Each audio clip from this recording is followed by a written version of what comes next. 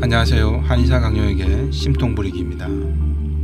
오늘 주제는 사회나 가정을 비롯해 모든 대인관계에서 중요한 요소로 부각되고 있는 소통입니다.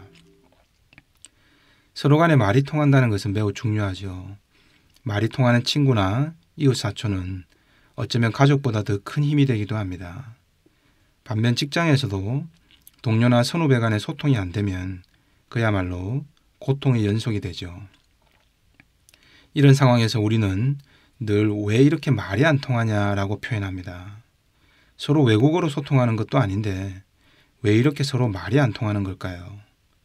똑같은 한국말로 대화하더라도 우리는 전혀 다른 외국어로 서로 말하는 것처럼 때로는 의사소통의 번역기가 필요하다는 사실을 기억할 필요가 있습니다.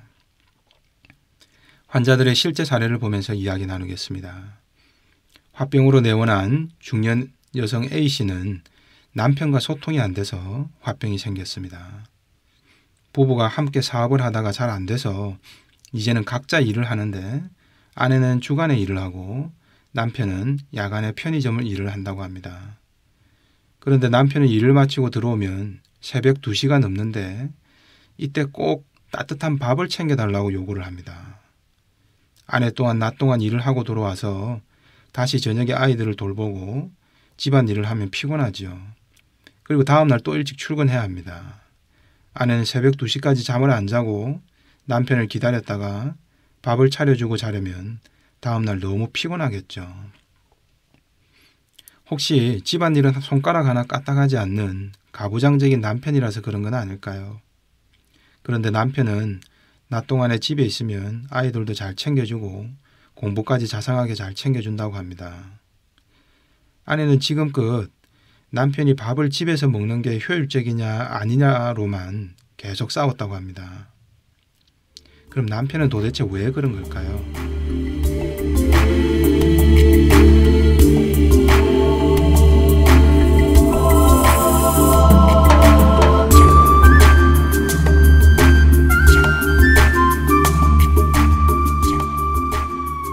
남편에게 밥은 단순히 밥이 아니라 자존심입니다.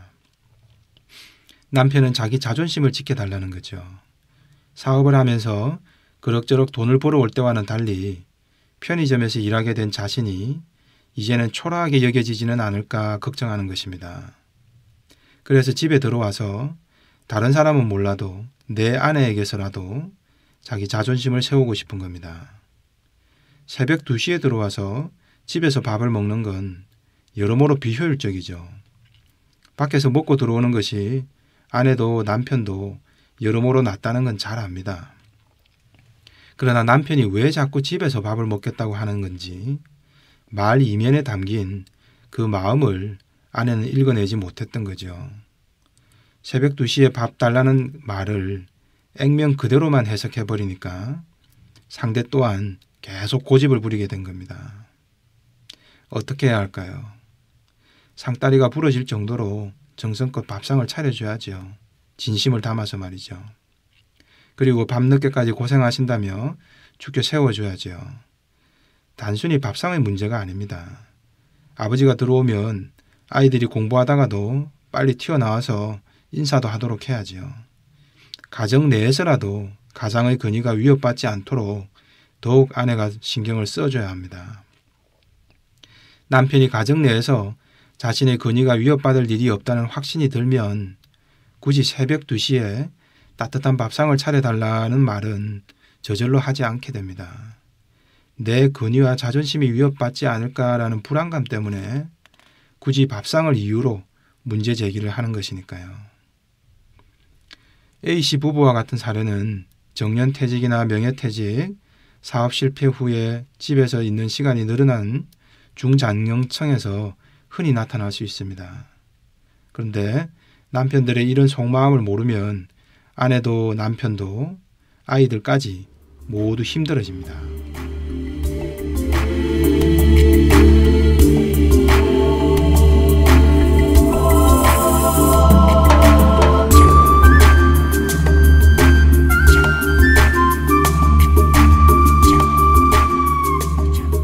남편들 중에는 퇴직한 뒤에 집안에 있는 시간이 늘어나면서 아내에게 집안 살림 하나하나를 쫓아다니면서 배나라 감나라 하면서 시시콜콜 간섭하는 경우가 많습니다. 아내는 갑자기 이 사람이 왜 이러나 처음에는 관심인가 싶었다가도 점점 갈수록 그 도가 지나치다 보면 아내는 화병이 오고 불면증이 옵니다. 남편인가 시어머니인가 싶어지죠. 제발 남편이 밖으로 나가줬으면 하는 생각이 간절합니다. 심지어 남편이 집에 들어올 시간만 되어도 가슴이 두근두근 하다는 환자분도 있습니다. 그러나 왜 남편들이 시시콜콜 간섭하려 하는 것인지, 그 간섭 이면에는 도대체 무엇을 말하고 싶은 것인지를 간파해야 합니다.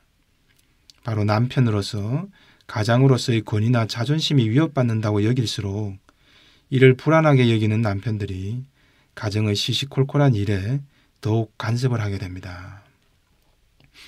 이때는 단순히 그 간섭하는 내용의 시시비비를 따져봐야 아무런 소용이 없습니다. 남편이 진짜 원하는 건 그게 아니거든요. 그건 표면적인 이유로 내세운 것뿐입니다. 이처럼 사람은 누구나 상대방은 내 행동이나 말보다는 그 이면에 담긴 내 마음을 봐주길 바랍니다. 그러나 반대로 내가 상대방을 볼 때는 그 이면의 마음보다는 겉으로 드러난 말이나 행동만을 보려는 경향이 강해집니다. 사람 간의 크고 작은 오해나 갈등 역시 여기서부터 시작됩니다.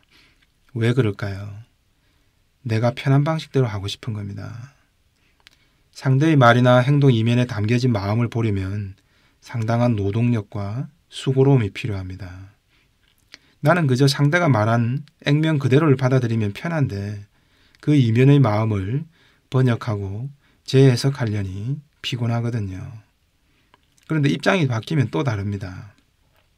상대는 언제나 내 말이나 행동 이면의 내 진짜 속마음을 바라봐 주길 희망하는 거죠. 그래서 오해와 갈등이 생깁니다. 그렇다면 그런 오해와 갈등을 푸는 비법은 반대로 하면 되겠죠. 상대의 말과 행동 이면에 상대의 마음을 먼저 봐주려고 노력하고, 나는 내 마음을 돌려서 말하지 않고 상대가 알아듣기 쉽도록 표현하려는 노력이죠. 다음은 분노조절 장애로 내원한 B군의 예를 볼까요?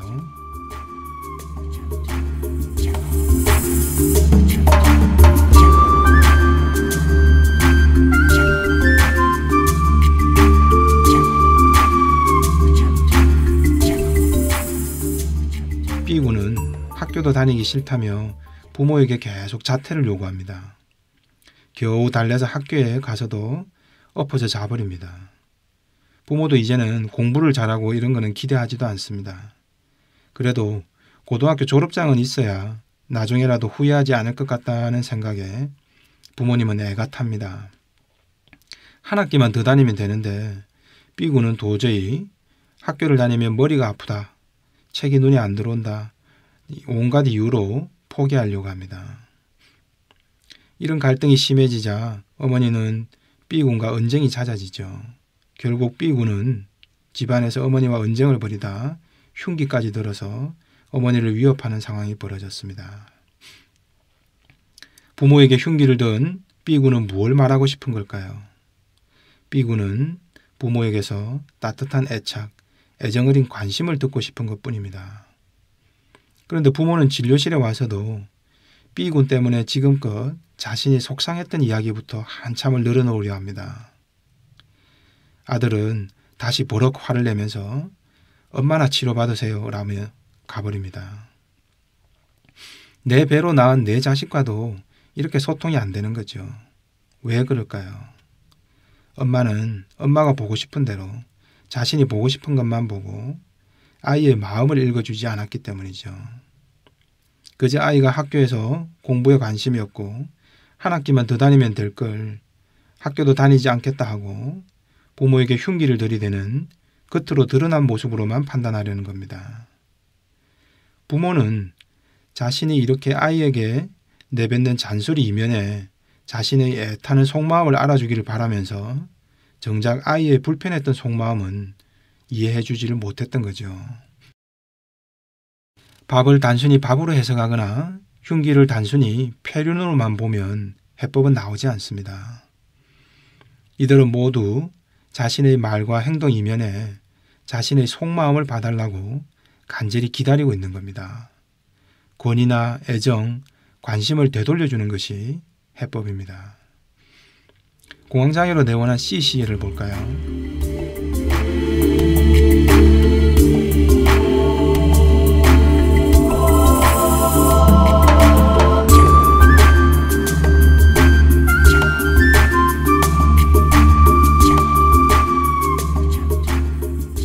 시댁에만 가면 가슴이 답답합니다.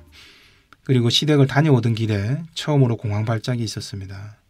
시댁에서 뭔가 불편함이 있었겠죠. C씨는 시댁만 가면 시어머니가 아들 자랑을 하는 게 그렇게 싫었답니다. 아들이 서울대 나왔다는 말을 끊임없이 반복한다는 거죠.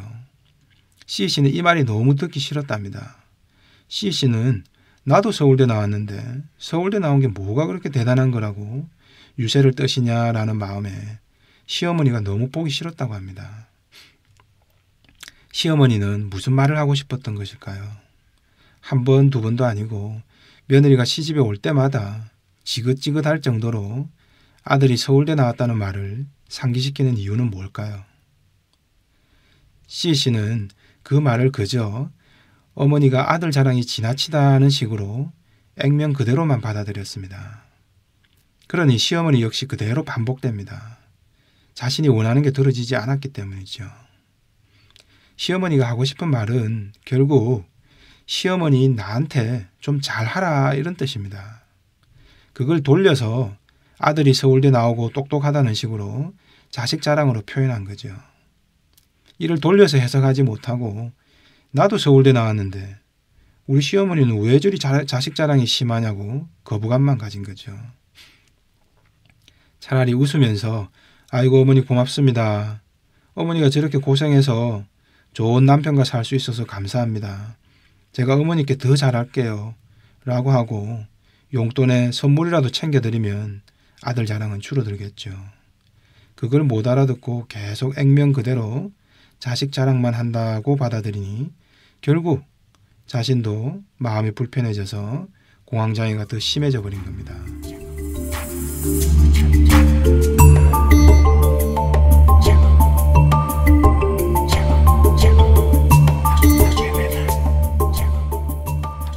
한국말 참 어렵습니다. 한국말이 어렵다기보다 사람 간의 마음을 표현하고 전달하는 일이 참 어려운 거죠. 때로는 돌려서 말하고 돌려서 해석해야 합니다. 서로 간에 소통이 안 된다 답답할 때는 우리말도 번역기가 필요하다는 사실을 상기할 필요가 있습니다. 그리고 나는 어느새 상대의 표면적 행동이나 말만 그대로 받아들이려는 게으름을 부리면서 내 속마음은 표현하지 않거나 애둘러 표현해도 상대가 다 알아주기를 기다리고 있는 것은 아닌지 돌아볼 필요가 있겠죠. 이상 한의사 강용혁의 심통부리기였습니다.